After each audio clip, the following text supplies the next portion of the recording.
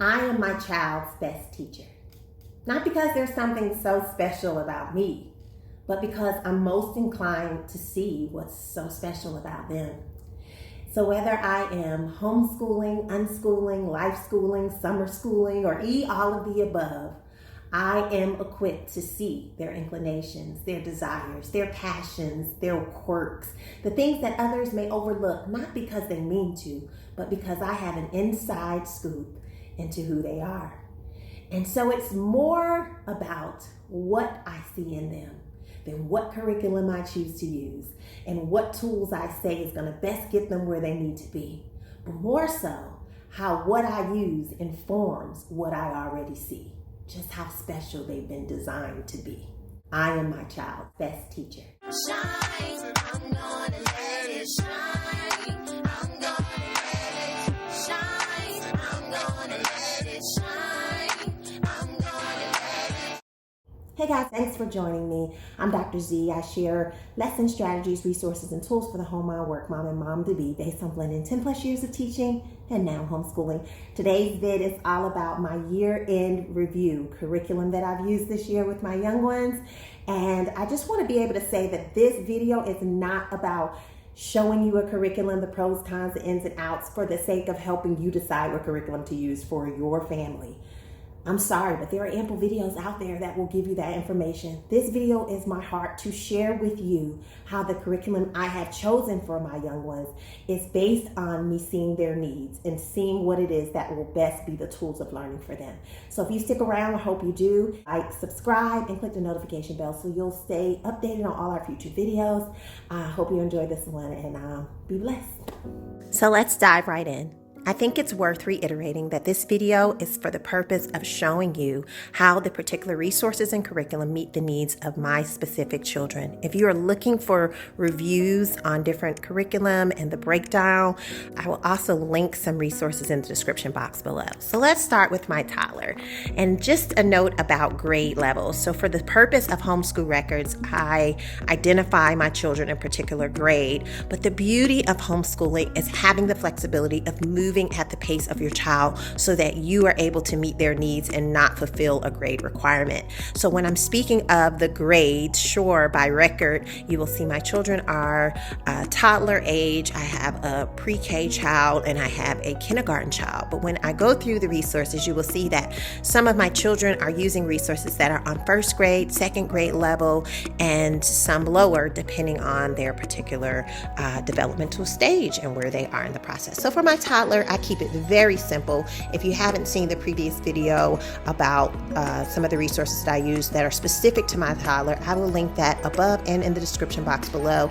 It is worth going back to see because we keep it really simple. I did not put on the table Letter Factory by Leapfrog, but that is one of the resources that our daughter used mainly to be able to learn her letter sounds, which are critical. This is another resource. It's the Toddler Learning folder that I got from JDA, and I want to just give a huge shout out about these folders because in the beginning, I literally had a tabula rasa, a blank slate when it came to homeschooling my children. I did not even have a beginning point, and being able to look at resources through JDA's channel really assisted in this process. So as you can see from the title page, it's going to focus on fruits, identifying shapes, animals, fruits, body parts. It goes even as far as continents, days of the weeks, months of the year. It goes through those things. And again, we just work at her pace. We use these resources to be able to allow my toddler to kind of navigate it on her own because she is learning her sounds through the Leapfrog video. So I can simply point and she can tell me the sound, or I can give her the sound and she can repeat after me. There are all sorts of other things. This is something that I've created that just deals with 2-letter blends. I know it's a little sideways or backwards, but so when she's able to get to blending but, ba, this is something that you can also get free through being a part of my community. But we do that. These things here, I really allow her to do herself. And what helps is that she can manipulate it herself. She can take these off as they're Velcroed and she can match them. And she'll say, Mommy, I did it, look. And so while I'm working with my other children, this is a great opportunity for her to work on areas areas without me feeling like she has to know it. We identify it by pointing to it, but then she can go through really this book and put things and match them on herself. So that is the beauty of having all of these resources. You can see things are missing because she literally just does it herself. So this is a resource I take with me, and that's why it really benefits my child, because we can be at church, we can be at an event where I can pull this out, and it just gives her something that she can focus on while she's doing what she needs to do. Now my 2-year-old is working on colors, so I actually use these linking cubes to help her, and they are color coded, and so we will take these out and she'll be able to build with these. I think I got these on Amazon. I'll try to link that below, but we just use the different colors, and I will say something like, can you find all of the pink? I'll spread them out. Can you find all of the blue? And when we get to that place, she's able to identify them now. I'll say, what color is this? What color is that? Make me a pink castle. Make me a purple castle. So these linking cubes, by the way, I use them for all of my children for very different purposes, and they have helped tremendously. I believe I paid very little for them, and they just really help to reinforce different concepts that they're learning throughout the year. Okay, so that's another area we work with. A lot of her schooling just comes from listening to my children talk, to be honest, in the world around her, just letting her take in that world and reinforcing the things that she's learning. So when we get to my son who's in kindergarten, we use this kindergarten, again, JDA resource just as a reference book, because really my children have kind of gone through these concepts as early as about age 4.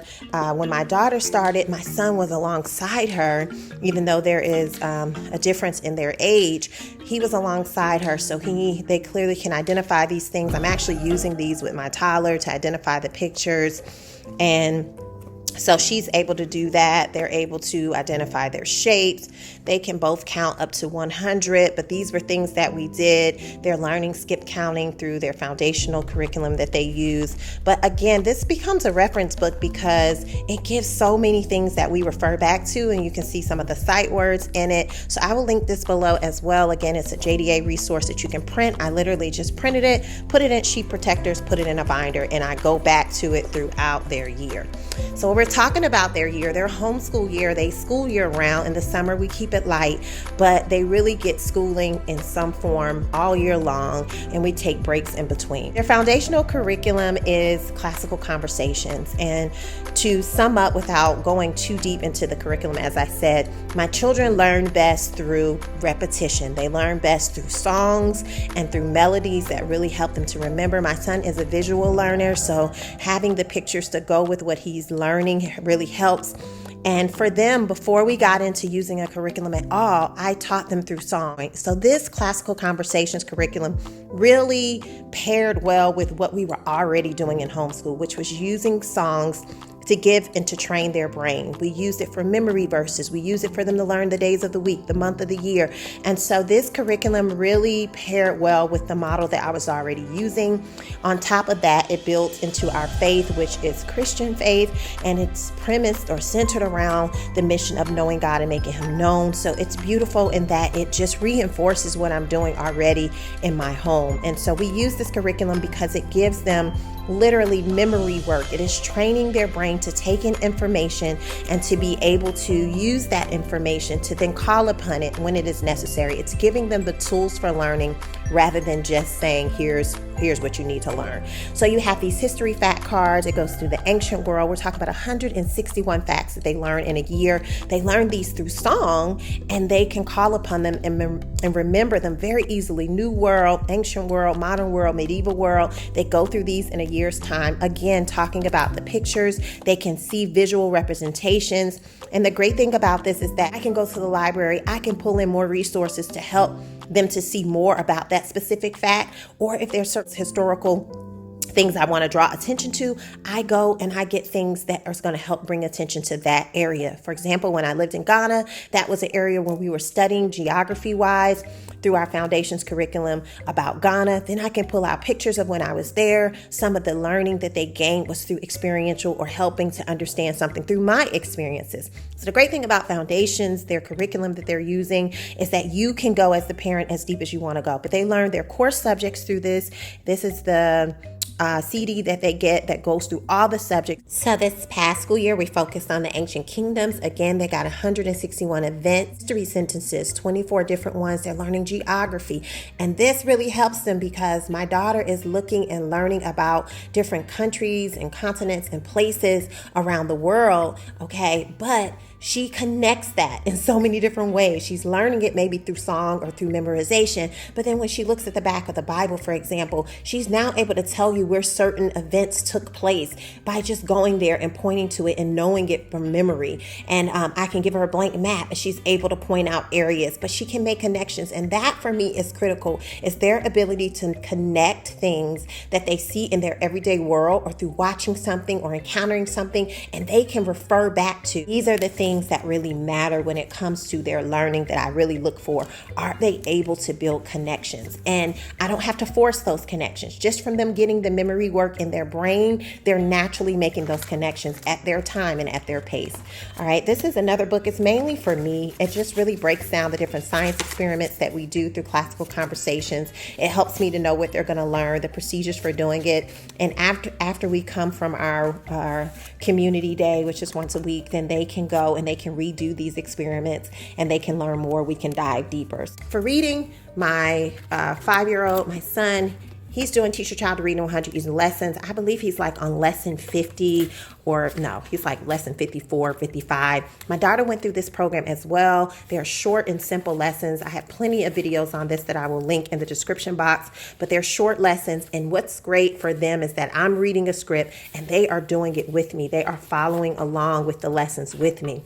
Now, when I did this with my daughter, I pretty much rushed the process. I really kind of pushed her because I just, first child, wanted her to read. And so I didn't know if this was going to meet the needs of my son. My daughter is very auditory, so she can listen to these and take in the information. And she was able to get through this entire book and from 4 years old and finish at 5 years old, actually on her birthday, and was reading according to this on a 2nd grade level. However, I did not find that she had appreciation for reading. After she did this, I did not see that she wanted to pick up a book and read. And that was very important to me, that we just not know the elements of reading, but that we love and enjoy reading. So I really grappled with whether I should use it with my son. However, I said, let me try it. I have it. So sometimes you kind of battle with, should you throw something out? Should you stick with it? But my son, when my daughter was going through this program, he couldn't wait until we got to this picture, which is one at the end of the story, which deals with picture comprehension and reading a story. And then I would cover this picture with a sticky note so that she would not know what it was going to come. So when I started this with my son, I knew that the motivation would come from him being able to see the picture at the end. So we did go through it. We took our time, literally, and I found that he did want to do it. There were some frustration areas and some challenges, which this is going to bring about because they're learning how to read. So I took my time with him. Then I decided, through being donated some Abeka curriculum, to also add elements of Abeka into both of their instruction during homeschool. And I cannot tell you, the Abeka curriculum really focused, and I do not use it. You see all of these pages. No, I do not go through it day by day. What I use it for is the phonics elements and the reading, because it really goes through the rules and teaches the rules very succinctly. And that's very important to me, that they understand the how of learning, because then they can apply those rules to anything that they read or that they come upon. It's not enough for me that they just know sight words and know how to read words. So it really helped when I started going through this curriculum and showing them and teaching them the rules. Then we would put that into a tune or a melody. Now, when I go to this for my son, he is going through it effortlessly. Like, he is knowing these stories and these words. You can see how much they have to learn how to read, even by, I believe this is the lesson he's getting ready to do, lesson 54. You can see how much he's reading. He can get through this like in no time because he understands how to break down these words. So I'm seeing a very different experience from what my daughter had. And so he goes through these. We use the Bob's books as a companion for Teach Your Child to Read as well, because it just gives you the CVC words.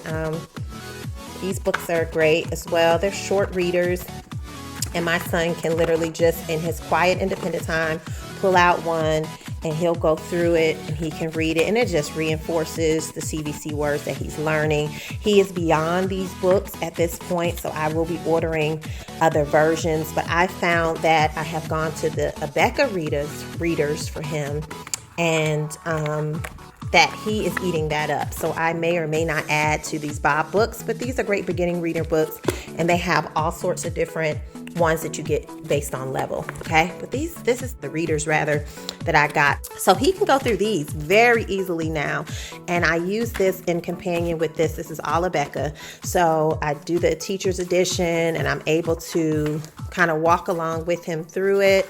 And again, they talk about the rules. It gives comprehension questions. So as he's going through it, I'm asking those comprehension questions, and it gives just little things that you can do. I also find that it helps because he's learning to read in cursive. My daughter is writing in cursive, so they're both getting reinforced with being able to read handwriting in different scripts. So that really works. So we do this and this, okay?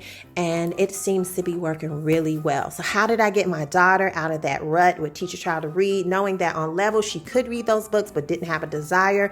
I went backwards, and sometimes you have to. And I would just say, even if you're not homeschooling and you are looking to reinforce something that your child has learned in the classroom, but maybe they're just not grasping it, that this was something, like I said, for my child, that I went back to these rules and really looked at them. I'm not going to go too deep into this book because it is so heavy, but there are tabs for literally everything. But I would read like a rule. We would go over, and I would not go in order through any of this, but let's say I'm just teaching the k sound as in duck or whatever. I may go over that. We look at words on the board that has that emphasis or that blend in it, and then they would be able to sit down and do some of their seat work where it's being reinforced through a worksheet. Once I went back to rules and songs with my daughter, then she started stepping stones, which is a part of, I think this might be a second grade, maybe first grade, but she started going into this and reading these and just really liking it. And it's almost like I was able to pull her back in. And now when she picks up things, she loves the challenge of reading it. She also has a complete reading collection of books that we just purchased over time. And so she pulls upon those books, and she has independent reading that she does, which reinforces the concepts that she's learned that day. So for both of them, they get to do seat work, and this is my daughter's seat work.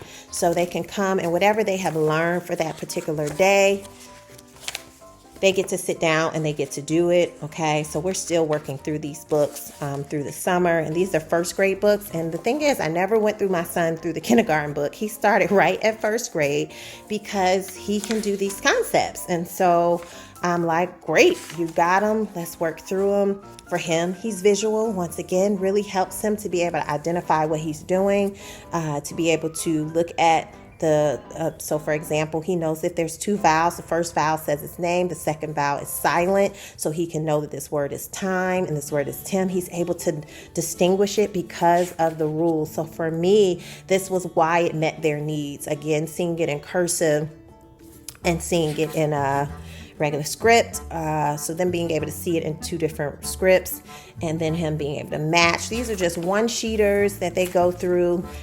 May not be every day, but it reinforces for them whatever rule we have learned. My daughter has desired, and this is one of the reason why it meets her needs, she desired to do cursive, and it was something that she saw me doing. So really this was birthed out of an appreciation of seeing writing written in different ways, and then this coincides with the memory work they're doing in history. So it just went together in terms of a seamless way for her to learn to do her words in cursive. And so she's still going through this. She can do this independently. We work through it. She's not very too much into the coloring anymore, but she's more focused on the actual words. And I will, after this, start her on her being able to write words in full words in cursive. And that's what she's building up to. So we hope to kind of get through this through the summer so that she can add and start doing words. She's already building words through her name, but this was just birth out her appreciation. So finding things that my kids love to do and that it really inspires them. And she does spelling. I'm using Spelling Plus. I got this again through the website that I'm going to link. We do a daily spellings practice This works because there's a script, okay? It already has the word list for each list that you're gonna do. It tells you where to start. So it's very simple in terms of its instructions. For kindergarten, she started with these. These were words she already knew how to spell and recognize. So she would get a spelling test for these words. It gives you just a clear breakdown. For me, it worked because it helped us to go through the script very easily. We spent all of really 10 minutes on her spelling. Even if we don't do it every day, we're able to do it. But it gives you a list, it gives you tests, and so it really helps you to see. Again, the rules are being reinforced because it coincides with some of the blends that she's been learning through Abeka. So then I can add and talk about it through the spelling. So in that way, it just really correlates with it. Again, we got it in cursive. So everything is kind of reinforcing the next thing. And that's very important for me because I don't want them to see it one time. I want them to be able to go back to it and be able to see it. In addition to phonics and reading, they also have math, and we utilize Singapore math, and I use this for both my son and my daughter.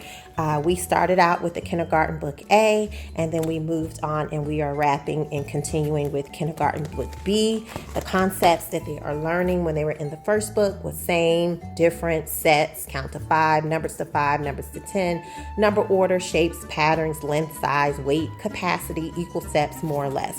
Why does this meet their needs? For me, the biggest part is because it is giving you the concept, and then as the teacher or as the parent, it's giving you what to do to make it hands-on. So hold up two objects that are different, that are identical, and say these particular things about them. So for me, I needed a script that was very simple. The topic and the concept for that whole unit is going to deal with the same. So they're going to be basically on that particular topic until they finish that particular chapter.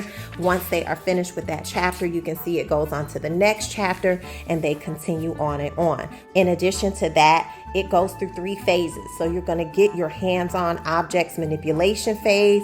You're going to get the picture phase where you're able to see it. And then you're going to see it as a symbol where it's being represented by numbers or by symbols. And so you're getting all of that in one curriculum. And for me, I think it just helps the learning style of my children, and that they get to manipulate it and to be hands-on with it. They then get to see that same concept being used in a visual sense, and then they get to work on it through the symbols. And that's critical because they're going back to their foundations memory work, and so they can call upon these facts because they're learning their multiplication as early as first grade. They're identifying it, and so with classical conversations, they're learning memory work as early as kindergarten, as 4 years old.